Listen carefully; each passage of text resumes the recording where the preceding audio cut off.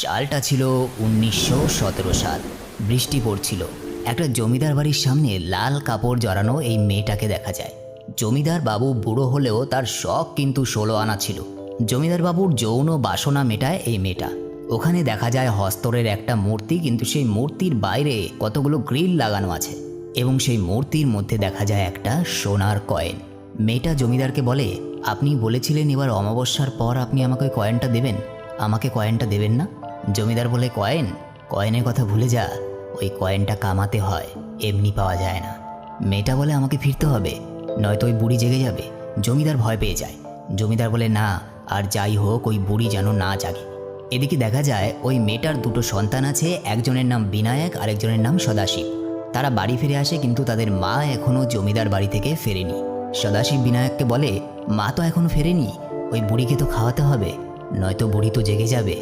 তখন তারা দুজন তালা খুলে ভাত বসায় উনুনে। বুড়ির ঘরের দিকে আস্তে আস্তে যেতে থাকে।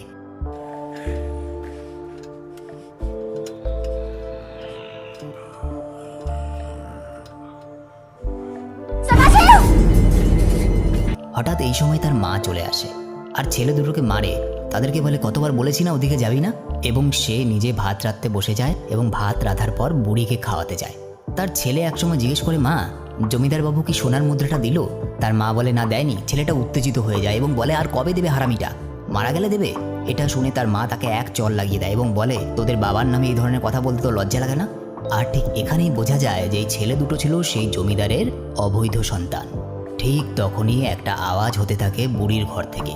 কারোর চেহারা দেখা যায় না, শুধু আওয়াজ শোনা যায় ভাঙা গলায়, ক্ষণক্ষণে গলায় কে যেন বলছে, আমাকে যেতে দে তোরা, আমি চাই না খাজানা, আমাকে যেতে দে, আমার খিদে পেয়েছে, আমাকে যেতে দে। এই সময় সেই মহিলাটা চিৎকার করে বলে, শুয়ে পড়ো, নয়তো হস্তর চলে আসবে।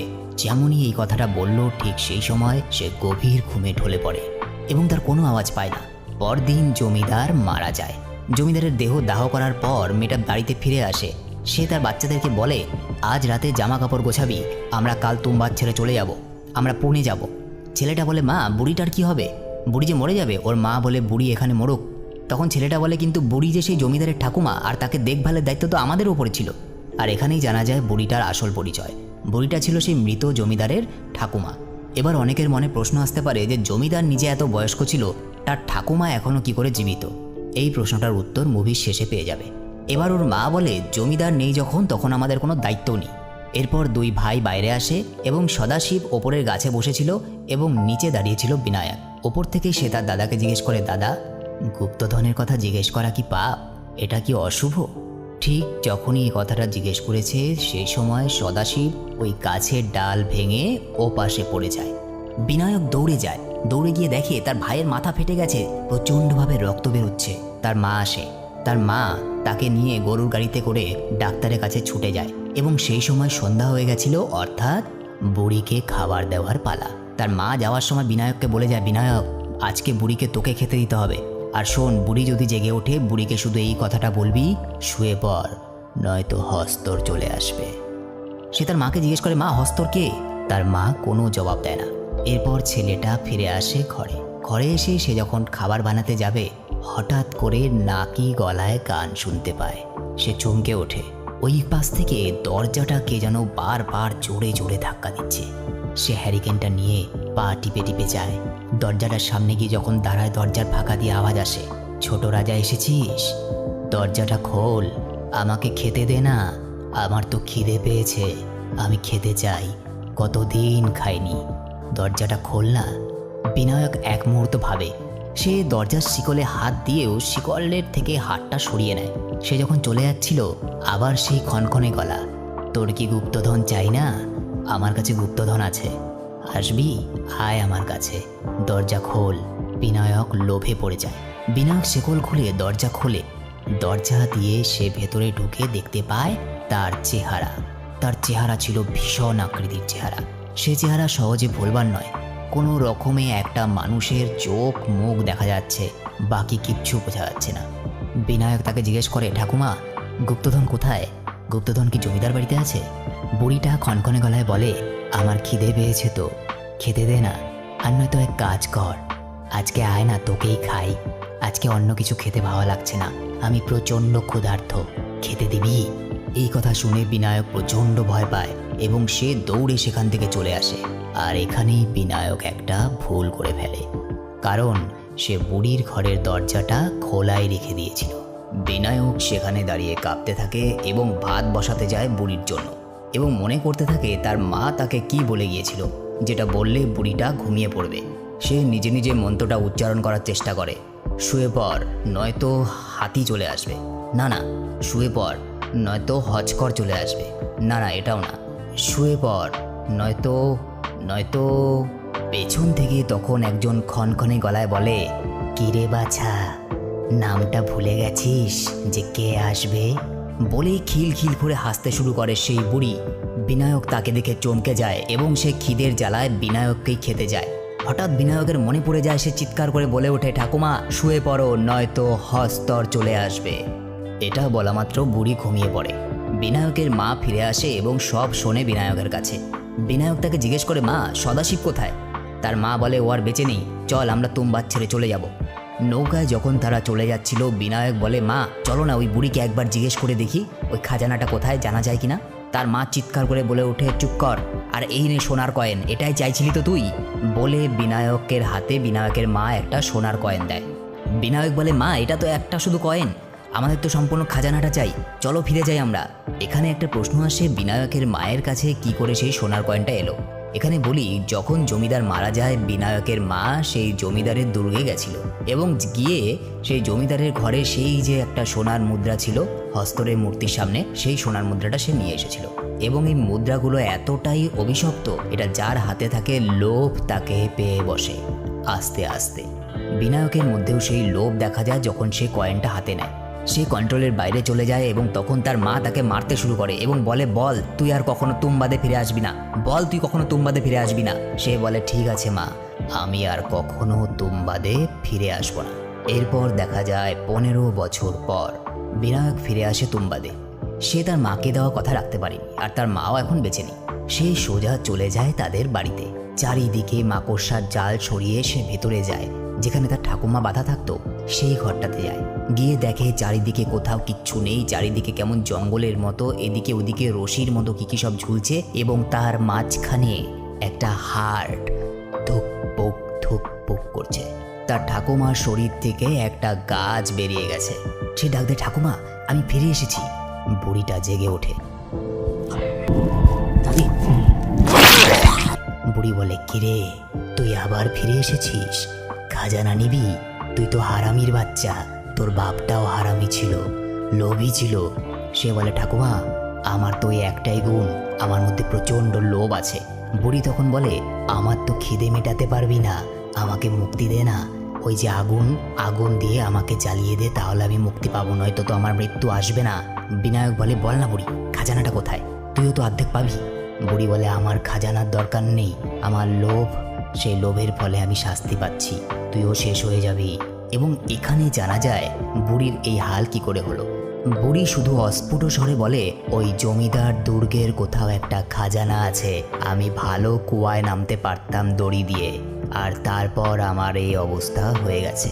এখানে স্পষ্ট করে বুড়ি কিছু বলে না যে তার ওই অবস্থাটা কে করেছে, যেটা গল্পের শেষে জানা যায়। এরপর বিনায়ক সেখান থেকে বেরিয়ে যায়। বিনায়ক এতটুকু বুঝতে পারলো যে একটা কুয়ার মতো কিছু আছে, যেখান দিয়ে ওই খাজানা যাওয়ার রাস্তা আছে। সে ওই জমিদার দুর্গতে এখানে ওখানে খোঁজা শুরু করলো এবং বিভিন্নভাবে খুঁজতে খুঁজতে মাস যায়, দিন যায়, বছর যায়। একদিন সে খাজানার রাস্তা খুঁজে পেল। সে ফিরে এসে তার ঠাকুমাকে আগুন দিয়ে জ্বালিয়ে দিল, কারণ তার ঠাকুমা মুক্তি চেয়েছিল। এরপর সে নিজের বাড়িতে ফিরে আসে, যেটা ছিল পুনেতে। অনেক দিন পর বাড়িতে ফেরায় তাকে কিন্তু কেউ চিনতে পারে না, এমনকি নিজের বউ পর্যন্ত বিনায়ককে চিনতে পারে না। বোঝো ব্যাপার, নিজের বউই চিনতে পারছে না। না, আমার সাথে যেন কখনো এরকম না হয়। ও আচ্ছা, আমি তো আবার বিয়েই করিনি এখনো। তো যাই হোক, বিনায়ককে সবাই চোর ভেবে নেয় এবং বিনায়ক তখন চিৎকার করে ওঠে। স্বাভাবিক ব্যাপার, একটু পরে সবাই বুঝতে পারে যে ওটা বিনায়ক রাও। বিনায়কের স্ত্রী বিনায়ককে বলে, তুমি কোথায় ছিলে এতদিন? আমার হাতে একটা টাকাও ছিল না, তাই আমি এই আটার ব্যবসা শুরু করেছি। সেই সময় ভারতবর্ষে স্বদেশী আন্দোলন চলছিল, ব্রিটিশ রাজ। ভারত, পাকিস্তান, বাংলাদেশ তখন ভারতবর্ষ নামে একটাই দেশ ছিল। ওই সময় 30 টাকা মানে এখনকার দিনে অনেক টাকা। সেই টাকা ধার নিয়েছিল বিনায়ক, এই বিড়ালের মতো মুখওয়ালা মানুষ, এর নাম রাঘব, এর কাছ থেকে। সে যখন রাঘবের কাছে যায়, রাঘব তাকে বলে, এতদিন পরে এসেছিস, সেই 30 টাকা নিয়ে গিয়েছিলি, এখন সেটা সুদে বেড়ে অনেক টাকা হয়েছে। রাঘবকে সে বলে, একটা সোনার মুদ্রা আছে, কিনবি নাকি? সেই সোনার মুদ্রা একটার দামই 100 টাকা। রাঘব অবাক হয়ে যায়। রাঘব বলে, এটা পেলি থেকে চুরি করে এনেছিস? বিনায়ক বলে, না, এটা আমার বাবার সম্পত্তি।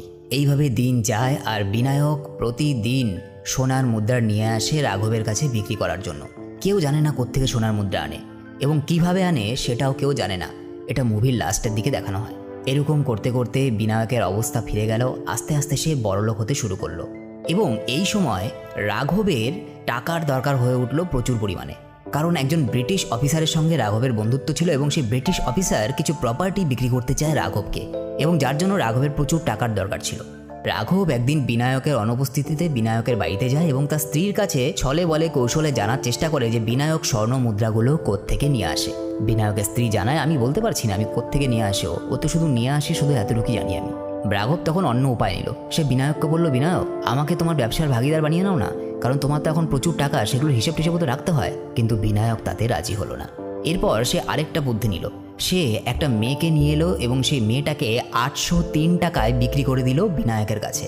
এই কয়েনটা বিনায়কের কাছে আসার পর বিনায়কেরও সেই সব শখ জেগে উঠল, যেই সব শখ তার বাবার ছিল, অর্থাৎ রক্ষিতা রাখা, যৌন বাসনা মেটানোর জন্য। এই মেয়েটাকে সে রক্ষিতা হিসেবে নিয়ে এলো, কিন্তু বিনায়কের স্ত্রীকে বলা হলো বাড়ির কাজকর্ম করার জন্য ওই মেয়েটাকে নিয়ে আসা হয়েছে। মেয়েটার ঠাঁই হলো ওপরের চিলেকোঠার ঘরে।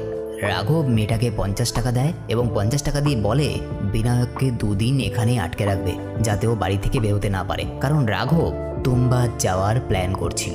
কারণ রাঘব সন্দেহ করেছিল, যেহেতু বিনায়কদের আগের বাড়ি ছিল তুম্বাদ, আর রাঘব শুনেছিল তুম্বাদে নাকি অনেক খাজানা আছে যেগুলোর সম্বন্ধে কেউ জানে না, তাই সে সন্দেহ করেছিল হয়তো তুম্বাদ থেকে বিনায়ক সেই স্বর্ণ মুদ্রাগুলো নিয়ে আসে। রাতে ওই মেয়েটা বিনায়ককে হঠাৎ করে বলে, আমার কাছে 50 টাকা আছে, তুমি যদি আমাকে আরও 50 টাকা দাও আমি তোমাকে কিছু ইনফরমেশন দিতে পারি। বিনায়ক টাকা দেয়। মেয়েটা বলে, তোমাকে যাতে 2 দিন শহর থেকে না বেরোতে দেই সেই জন্য আমাকে 50 টাকা দেওয়া হয়েছিল। বিনায়ক সব বুঝতে পারে যে রাঘবের প্ল্যান কি। সেও তুম্বাদ চলে আসে। এসে দেখে রাঘব এখানে ওখানে খুঁজছে খাজানা, কারণ রাঘব তো জানে না যে কোথায় খাজানা আছে। সে শুধু শুনেছিল যে তুম্বাদের জমিদার বাড়িতে কোথাও না কোথাও খাজানা আছে, যেটা সবাই জানতো প্রায়। এবং এই সময় রাঘবকে বিনায়ক ইচ্ছে করে দেখা দেয়, এমন ভাব করে যেন রাঘব যে এখানে আগে থেকে এসেছে সেটা বিনায়ক জানেই না। সে রাঘবকে দেখিয়ে সেই কুয়াতে নামে এবং একটু পরে কুয়ার মধ্য থেকে সে উঠে আসে এবং উঠে আসার পর সে 2টো স্বর্ণ মুদ্রা হাতের মধ্যে তুলে ধরে। এবার রাঘব সব বুঝতে পারলো যে যত ধরনের যত খাজানা আছে এখানে সব কিছু আছে ওই কুয়ার ভেতরে। সে কুয়ার মধ্যে নেমে গেল। আস্তে আস্তে সে সেই জায়গায় পৌঁছে গেল যেটা দিয়ে নিচে নামা যায়। সে যত নিচে নামতে থাকলো সে বুঝতে পারলো সে জীবন্ত একটা কিছুর ভেতরে নামছে। কোনো একটা কিছু শ্বাস নিচ্ছে, একটা হৃৎপিণ্ড ধুকপুক ধুকপুক করছে। সে যেন কোনো একটা জীবন্ত জিনিসের ভেতরে নেমে এলো এবং নামার পর সে দেখতে পেল ওখানে একটা টিফিন বক্স আছে। সে টিফিন বক্সটা খুললো। টিফিন বক্সটা খোলার পর ওখানে আটার তৈরি একটা পুতুল বেরিয়ে এলো। পুতুলটাকে নিয়ে সে এদিক ওদিক দেখতে থাকলো। কিছু তো একটা তাকে দেখছে আশপাশ থেকে। হঠাৎ করে একটা কেমন জন্তুর মতো ছুটে এলো এবং রাঘবকে কামড়ে নিয়ে পালিয়ে গেল ওখান থেকে। ঠিক একটু পরেই বিনায়ক নিচে নেমে এলো। এসব কিছু বিনায়কের প্ল্যান ছিল, কারণ বিনায়ক যখন দেখলো যে রাঘব তার সম্বন্ধে মোটামুটি সব কিছু জেনে গেছে, সে আর চায়নি যে রাঘব বেঁচে থাকুক, কারণ সে বেঁচে থাকলে এই ধন সম্পত্তি তার সাথে তাকে ভাগ করে নিতে হতো এবং না জানি রাঘব কাকে আগে বলে বেড়াতো। সেই জন্যই সে প্ল্যান করে রাঘবকে এখানে ফাঁসিয়ে দিয়েছিল এবং সে জানতো যে ঠিকঠাক মতো করতে না পারলে রাঘব এখানেই মারা পড়বে। সে নিচে নামার পর রাঘবের দিকে যায়। দেখা যায় রাঘব একটা দেওয়ালের মধ্যে আটকে আছে এবং সে কিছু বলার চেষ্টা করছে, কিন্তু কিচ্ছু বোঝা যাচ্ছে না। রাঘব ফুপিয়ে ফুপিয়ে কাঁদতে থাকে। এই সময় বিনায়ক চিৎকার করে বলে, রাঘব শুয়ে পড়, নয়তো হস্তর চলে আসবে। এই কথাটা বলার সাথে সাথে রাঘব সেখানে ঘুমিয়ে পড়ে এবং এরপর এখানে কিছুটা রহস্যর জট খুলে দেখা যায় নিজের চারদিকে আটা দিয়ে গোল করে দাগ কাটছিল বিনায়ক। এরপর সে আটার তৈরি একটা পুতুল নেয় এবং হস্তরকে ডাকতে থাকে। এবার প্রথম দেখা যায় সেখানে লাল একটা শয়তানের রূপ হস্তর। হস্তর সেখানে আসে এবং বিনায়ক যে গোলটার ভেতরে দাঁড়িয়েছিল, বিনায়কের হাতে ছিল আটার একটা পুতুল, সে সেদিকে তেড়ে যায় কিন্তু ওই গোলটা যখনই ক্রস করতে যায় তখন আগুন জ্বলে ওঠে। প্রশ্ন হলো কেন আগুন জ্বলে ওঠে? এটাও মুভির শেষে এই উত্তর পাওয়া যায়। এই সময় হস্তর খেতে না পেয়ে সে রেগে যায় এবং খেপে গিয়ে দৌড়ে যায়, সেখানে যায় যেখানে রাঘবের দেহটা দেওয়ালের মধ্যে আটকে ছিল। সে দৌড়ে গিয়ে রাঘবের দেহ থেকে তার একটা হাত টুকরো করে ছিঁড়ে নেয় এবং সেটা খেতে শুরু করে। রাঘব যন্ত্রণায় চিৎকার করে ওঠে। এই সময় বিনায়ক চিৎকার করে ওঠে, হস্তর এদিকে আয়, এবং সে আটার পুতুলটা ছুঁড়ে দেয়। হস্তর যখন সেই আটার পুতুলটা খেতে থাকে তখন হস্তরের পেছনের ধুতির কোচাটা বিনায়ক খুলে দেয় এবং সেখান থেকে প্রচুর পরিমাণের স্বর্ণ মুদ্রা পড়ে। এবং এখানে জানা যায় যে স্বর্ণ মুদ্রাগুলো বিনায়ক কি করে নিয়ে যেত। বিনায়ক যতটা পারে স্বর্ণ মুদ্রা নিজের হাতে তুলে নেয় এবং দড়ি দিয়েছে যখন ওপরে উঠবে তার আগে শুনতে পায় রাঘবের চিৎকার। আর এখানে বোঝা যায় যে তার ঠাকুমার অবস্থা ওরকম কেন হয়েছিল। হস্তর তার ঠাকুমাকেও ওইভাবে করে দাঁতে কেটেছিল এবং যার ফলে তারও জীবন অভিশপ্ত হয়ে যায় যেমন রাঘবের হয়েছে। তারও অবস্থা সেরকমই হয়েছিল যেমন রাঘবের আছে। তাকেও যতক্ষণ না পর্যন্ত আগুন দেওয়া না হয়েছিল সে যুগ যুগান্তর ধরে বেঁচেছিল, আর রাঘবও একই রকম থাকবে। এটা বিনায়ক সহ্য করতে পারল না। যতই হোক একসময় তো রাঘব তাকে সাহায্য করেছে। সে জ্বলন্ত হেরিকেনটা রাঘবের দিকে ছুঁড়ে মারল এবং রাঘবের গায়ে আগুন ধরে গেল। সে তাড়াতাড়ি দড়ি দিয়ে বাইরে বেরিয়ে এলো। এরপর দেখা যায় সাল 1947, স্বাধীন ভারতবর্ষ। বিনায়কের বয়স হয়ে গেছে। সে বাড়িতে চেষ্টা করে দড়ি বেঁধে ওঠানামা করার, কিন্তু তার বয়স তার সাথ দেয় না। সে ভোগ বিলাসে জীবন কাটাতো। তার শরীর অসুস্থ হয়ে পড়ে। এই সময় তার ছেলেটা এতদিনই বড় হয়ে গেছে। সে একটা বুদ্ধি খাটালো। সে ঠিক করলো ছেলেকে বাড়িতে ট্রেনিং দিব ওরকম করে দড়ি বেয়ে ওঠানামা করার, এবং সেই মতো ছেলের ট্রেনিং শুরু হয়ে গেল। ঠিক যেভাবে দড়ি দিয়ে ওঠানামা করতে হয়, হস্তরকে খেতে দিতে হয় এবং পেছন দিক থেকে ধুতি দিয়ে টান দিয়ে স্বর্ণমুদ্রা বের করে নিতে হয়, একই রকমভাবে তার ছেলেকে সে ট্রেনিং দেওয়া শুরু করলো। একদিন সে তার ছেলেকে বলল, চল তোর ট্রেনিং সমাপ্ত হয়েছে, এবার তোকে সেই জায়গায় নিয়ে যাচ্ছি যে জায়গা থেকে স্বর্ণমুদ্রাগুলো পাওয়া যায়। সে তার ছেলেকে নিয়ে গাড়িতে করে বেরিয়ে পড়ল। পথে যেতে যেতে সে তার ছেলেকে বলল, ভয় পাবি না তো? তার ছেলে বলল, না বাবা, আমি তো তোমার মতোই সাহসী, আমি ভয় পাবো না। এখানে বিনায়ক তার ছেলেকে সব কিছু খুলে বলতে থাকে। তারা বাপ বেটা মিলে জমিদার বাড়িতে আসে এবং যথাস্থানে পৌঁছয়। সেখানে বিনায়ক তার ছেলেকে বলে, জানিস এই আটার গোলটার ভেতরে কেন হস্ত ঢুকতে পারে না? তার ছেলে বলে, কেন বাবা? সে তখন বলে, মনে করে দেখ, দেবীর সমস্ত সোনা কেড়ে নিলেও আনাজ কিন্তু হস্তর কেড়ে নিতে পারেনি। সুতরাং আনাজটা হলো তার কাছে এক অভিশাপ। যতক্ষণ না পর্যন্ত আমরা হস্তরকে নিজের হাতে খেতে না দেব ততক্ষণ পর্যন্ত সে আনাজ স্পর্শ করতে পারবে না। আর যেহেতু এই গোলটা আটা দিয়ে তৈরি, সুতরাং সে এই গোলটাকে ছুঁতে পারবে না। কিন্তু যখন আমরা এই আটার তৈরি পুতুলটাকে বাইরে খেতে দেব, একমাত্র সেটাকেই সে খেতে পারবে। আর যেহেতু সে কখনো আনাজের স্বাদ পায়নি, সে সবসময় ক্ষুধার্ত থাকে। সেই জন্য তাকে যখন আটার পুতুলটা খেতে দেওয়া হয়, হস্তরের তখন কোনো জ্ঞান থাকে না। সে খেতে ব্যস্ত থাকে এবং ওই সময়ে সোনার মুদ্রাটা বের করে নিয়ে ওপরে পালাতে হবে, কারণ তার খাওয়া শেষ হয়ে গেলে কিন্তু হস্তর ছেড়ে কথা বলবে না। এবং সাথে বিনায়ক এটাও বলে, আজকে তো আমরা আটার গুলি নিয়ে আসিনি, তাই আজকে সোনার মুদ্রা নেওয়া যাবে না। তখন তার ছেলে বলেন, বাবা আমি তো একটা আটার পুতুল নিয়ে এসেছি আমার সাথে। বলে সে আটার পুতুলটা বের করে এবং আটার পুতুলটা বের করার সাথে সাথে সেখানে হস্তর চলে আসে। তার ছেলে ছিটকে পড়ে। হস্তর বিনায়কের ছেলের ওপরে যখন ঝাঁপিয়ে পড়তে যায়, বিনায়ক কোনো রকমে তাকে সেখান থেকে বাঁচিয়ে নেয় এবং বিনায়ক বলে, চল পালা এখান থেকে। বিনায়ক দড়ি দিয়ে পালাতে থাকে, কিন্তু তার ছেলে দেখলো হস্তর তো আটার পুতুলটা খেতে ব্যস্ত, কেননা তার ধুতিতে টান দেওয়া যাক। তার ছেলে লোভে পড়ে সেই ধুতিতে টান দেয় এবং অনেকগুলো স্বর্ণ মুদ্রা পড়ে। তার ছেলে সেখান থেকে কিছু স্বর্ণমুদ্রা কুড়িয়ে নেয় এবং যতক্ষণ পর্যন্ত হস্তর খাচ্ছিল সে দড়ি দিয়ে ওপরে ওঠার চেষ্টা করে। হস্ত তাদের পেছনে ছুটতে শুরু করে। কোনো রকমে সে যাত্রায় তারা বাপ বেটা বেঁচে যায়। বিনায়ক প্রচণ্ড ক্ষেপে যায়। বিনায়ক বলে, এত লোভ ঠিক নয়, এত বাচ্চা বয়সে তোকে কে বলেছিল আটার পুতুলটা নিয়ে আসতে? তারা বাড়ি ফিরে আসে। এই সময় তার ছেলের মধ্যেও লোভ ঢুকে যায়, পয়সার প্রতি লোভ, এবং অতটুকু ছেলে নারীর প্রতিও লোভ জমে যায়। তার ছেলে একদিন বাবাকে আইডিয়া দিল, বাবা আমরা একটা পুতুল নিয়ে যাই, সেজন্য আমরা কম সোনার মুদ্রা কুড়োনোর জন্য সময় পাই। কেননা আমরা অনেকগুলো আটার পুতুল নিয়ে যাই, তাহলে তো আমরা অনেকটা সময় ধরে সোনার মুদ্রা নিতে পারবো, কারণ হস্তর খেতে ব্যস্ত থাকবে, ও তো প্রচণ্ড ক্ষুধার্ত। তার বাবা ভেবে দেখলো আইডিয়াটা তো খারাপ না। অনেকগুলো আটার পুতুল নিয়ে বাপ বেটা তুম্বাদে এলো। কথায় বলে, লোভে পাপ আর পাপে মৃত্যু। তারা যখন নিচে নেমে এলো, নেমে এসে একটা গোল কাটলো।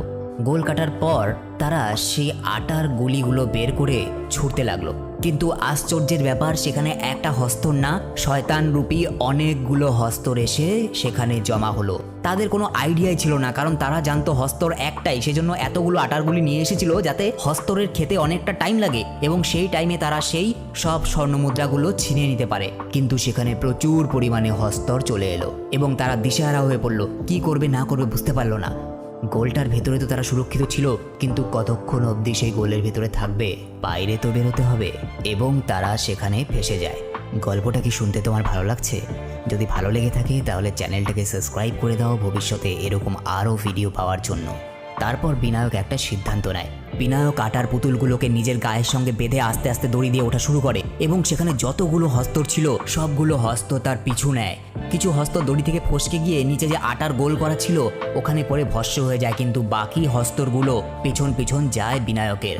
এবং যেখান থেকে সুড়ঙ্গ শুরু হয় সেখানেও আটা দিয়ে চারপাশে গোল করে রেখে এসেছিল বিনায়ক। সেখানে পৌঁছানো মাত্র বাকি হস্তরগুলো ধ্বংস হয়ে যায়। এরপর বিনায়কের ছেলে দড়ি বেয়ে ওপরে উঠে আসে, কিন্তু ওপরে উঠে এসে সে যা দেখে সেটার জন্য সে প্রস্তুত ছিল না। সে দেখে তার বাবাও একইভাবে জীবন্ত লাশে পরিণত হয়েছে, কারণ তার বাবা যখন দড়ি দিয়ে ওপরে উঠছিল হস্তরগুলো তাকে খুবলে খুবলে খেয়েছিল। এবং তার ফলে বিনায়কের ঠাকুমার যে অবস্থা হয়েছিল, বিনায়কের বন্ধু রাঘবের যে অবস্থা হয়েছিল, বিনায়কেরও একই অবস্থা হয়ে যায়। সে তার বাবাকে ডাকতে থাকে, বাবা এ কি অবস্থা হলো তোমার? বিনায়ক ক্ষণক্ষণে গলায় বলে ওঠে, এই নে খাজানা, তুই তো খাজানাই চেয়েছিলি, তুই তো সব কিছু লুটতে চেয়েছিলি রে খোকা, এই নে খাজানা, আয় আমার কাছে আয়। সে বলতে থাকে, বাবা আমি খাজানা চাই না বাবা, আমি তোমাকে চাই বাবা। তার বাবা বলে, খাজানা নে, এই নে ধর খাজানা। বিনায়ক আস্তে আস্তে তার ছেলের দিকে এগোতে থাকে। তার ছেলে চিৎকার করে ওঠে এবং বলে, বাবা শুয়ে পড়ো, নয়তো হস্তর চলে আসবে। এবং বিনায়কের ছেলে বিনায়কের গায়ে আগুন দিয়ে দেয়। বিনায়কের আত্মা মুক্ত হয়। এরপর বিনায়কের ছেলেকে দেখা যায় সেখান থেকে আস্তে আস্তে মাথা নিচু করে সে বেরিয়ে যাচ্ছে এবং এখানে এই মুভিটা শেষ হয়ে যায়। তো এই ভিডিওটা কেমন লাগলো অবশ্যই আমায় কমেন্ট করে জানাবে, আর তোমাদের এই ভিডিও সম্বন্ধে কোনো প্রশ্ন থাকলে সেটাও তোমরা কমেন্টে জানাতে পারো। আর এই চ্যানেলটাকে সাবস্ক্রাইব করে না থাকলে এখনই সাবস্ক্রাইব করে দাও, নয়তো হস্তর চলে আসবে।